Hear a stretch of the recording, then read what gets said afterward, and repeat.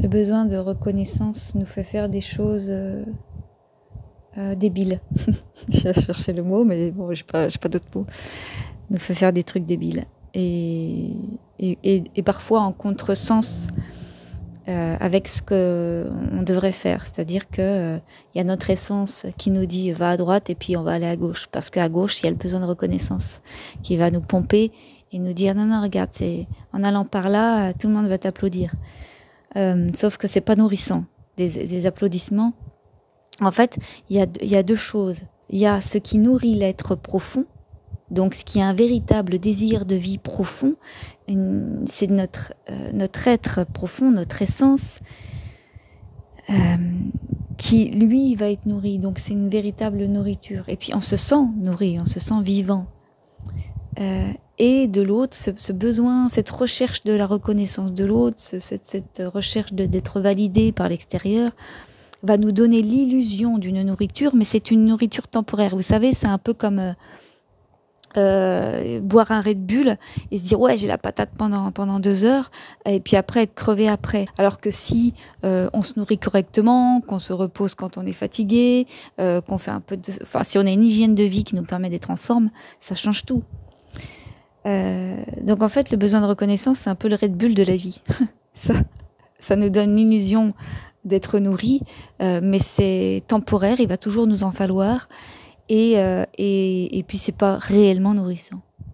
Pour se reconnecter à ces désirs profonds, c'est tout un parcours, parce que souvent, on va voir que on les a oubliés, étant convaincu que nos désirs étaient celui-là, celui-ci, celui. Et au fait, quand on va creuser, non, c'était le désir de papa, c'était le désir de maman, c'était le désir d'une certaine lignée. Donc, c'était pas notre désir à nous, le désir réel. Il y a des gens qui ne connaissent pas leur désir profond, leur désir réel, parce qu'ils sont obnubilés par ces faux désirs-là, ils croient que c'est leur désir, mais c'est faux. Alors, en tout cas, c'est pas ce que disent leurs énergies, c'est pas ce que ça dit plus profondément chez eux. Donc c'est les petits masques, les petits personnages qui vont dire moi je veux ça, moi je veux ça, moi je veux ça. Mais au fond, ça dit pas ça. Dans leurs énergies, ça dit c'est pas du tout branché là-dessus.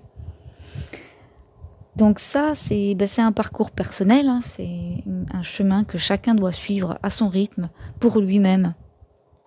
Quand il en ressent le désir, quand vraiment il y a un truc, une étincelle qui dit bon, c'est plus possible, je fais pas ce que j'aime, je vais pas là où je veux aller, je ne fréquente pas les gens que j'aimerais fréquenter, parce qu'il y a, voilà, ça peut être dans plein d'aspects de notre vie, les espèces de liens sociaux pour les relations de convenance, voyez. Voilà, il y a tout ce qui est de l'ordre des faux désirs. Va nous amener à des choix qui ne sont pas du tout les nôtres. Et ça, comme je disais, c'est un parcours personnel pour s'en rendre compte, pour avancer vers nos désirs profonds.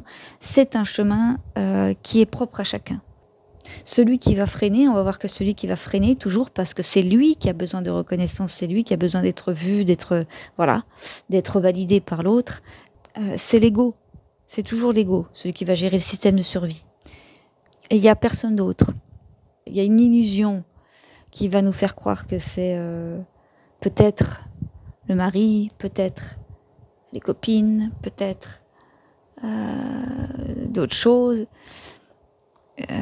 que c'est eux qui vont nous empêcher quoi que ce soit dans la vie. Mais en fait, il n'y a personne, c'est faux, ça c'est une illusion.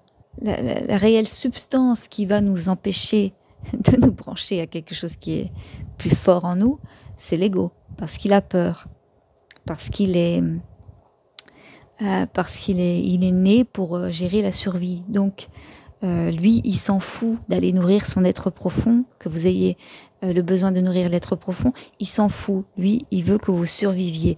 Donc, pour survivre, un être humain a besoin de la reconnaissance du groupe, de l'autre. C'est archaïque, c'est comme ça, et c'est encore chez l'être humain, malgré qu'il ait évolué un peu. Un des moyens de connaître ses désirs profonds, c'est de tester les choses. C'est de tester les choses. Voilà, si on part de rien et qu'on a envie de faire le chemin seul, c'est d'aller tester des choses. Donc faire. Tiens, je vais tester ça. Tiens, je vais faire ça. Tiens, je vais faire... Il faut se mettre en mouvement. Et quand on n'arrive pas à se mettre en mouvement, celui qui va freiner, c'est toujours le même, c'est l'ego. Parce que la nouveauté, ça fait toujours peur à l'ego. Un fonctionnement différent. Fonctionner différemment, c'est quelque chose que l'ego, lui, ne veut pas. Ça ne le rassure pas, c'est pas dans son intérêt à lui. Lui, il veut figer les choses. Il aime quand les choses ne bougent pas, et il aime la sécurité.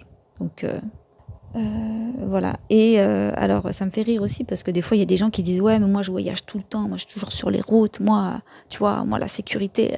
Ouais, mais en fait, ton système, il est sécure là-dedans. Toi, si tu étais dans une maison, un travail normal, des horaires cadrés, pour certains, c'est sécurisant. Pour toi, ce qui est sécurisant, c'est de voyager tout le temps, d'être sur les routes et de te donner l'illusion d'être sans attache. C'est ça qui est sécurisant. Donc, ton ego recherche la sécurité à travers cette façon de vivre. Donc c'est la même chose. C'est l'ego qui cherche la sécurité, ce sera toujours comme ça. Donc, bon, quand on en a conscience, ça aide un peu. Et voilà, il faut se dire, bon, bah, quand je freine, c'est mon ego qui freine. Des fois, c'est l'instinct qui va freiner. Alors ça, c'est autre chose. Des fois, l'instinct va nous dire, là, tu vas trop loin. Donc là, il faut l'écouter. C'est subtil. C'est des choses qu'on gère en faisant. Voilà, des fois l'instinct va nous dire n'y va pas parce que c'est dangereux. L'ego, lui, va dire n'y va pas parce que ça me fait peur. C'est deux choses différentes. Et ça, bon, bah, c'est en travaillant la connaissance de soi et puis en travaillant sur soi qu'on arrive à distinguer les choses en nous. Voilà, je terminais là-dessus. Mais la connaissance de soi, c'est un processus assez long parce que on ne se connaît pas. On connaît les codes du collectif. Voilà, il y a plein de choses. On croit connaître ce que l'on est, mais on ne se connaît pas réellement. Parce que si c'était le cas, bah, nos énergies diraient la même chose que ce qu'on dit nous. Et ce n'est pas le cas. Quand on est aligné, ça colle. Mais l'alignement est un parcours. C'est un parcours. Donc voilà, l'être humain n'est pas branché sur ce qu'il est et c'est dommage, mais en tout cas le chemin est de se rebrancher sur ce que l'on est, construire à travers notre vibration propre. Voilà. Et ça, c'est un chemin en fait. Hein. Des gens ils se disent en 2 ans c'est fait, mais en fait bah non. Non, ça c'est dans la tête de je sais pas moi, des coachs en confiance en soi qui te vendent n'importe quoi. C'est pas en 2 ans que ça se fait, de te brancher à ton essence et de vivre la vie qui toi te nourrit. Et de faire ce qui toi te nourrit. Donc c'est un parcours différent pour chacun et qui se fait sur le long terme. Voilà. Encore une fois, l'outil, l'énergie, les soins énergétiques, la clairvoyance, tout ça, n'importe quelle thérapie, ce n'est qu'un outil pour aider à ça. Ce n'est qu'un outil pour se découvrir, ce n'est qu'un outil pour se révéler, ce n'est qu'un outil pour s'aligner. Donc un outil, on s'en sert pour... mais c'est la personne qui fait le chemin. On se fait aider, mais on fait le chemin. Alors il y a plein de gens qui le comprennent, ça évidemment. Il y a des gens qui font réellement un travail sur eux, ils avancent. Mais il y a quand même encore pas mal de personnes qui, des fois, attendent un miracle. J'ai été obligée de dire à une personne il y a une semaine, sois patiente, on n'arrête pas de me le dire pour toi, sois patiente. C'était la première fois qu'elle venait me voir. Et son système disait, sors-moi de là. Mais c'est comme si... alors déjà, moi je fais pas des miracles. Et ensuite, quand on a vraiment des problèmes profonds, qu'on se trimballe ça, quand il y a vraiment un souci profond qui a atteint en plus le corps physique, c'est pas en une semaine qu'on règle la chose. Ça prend du temps. Ça demande de l'investissement sur soi. Donc ça demande du temps et ça demande d'arrêter de croire au miracle. Le processus d'aller mieux, de sortir de ces conflits intérieurs, de se retrouver soi, ça se fait pas en 3 séances.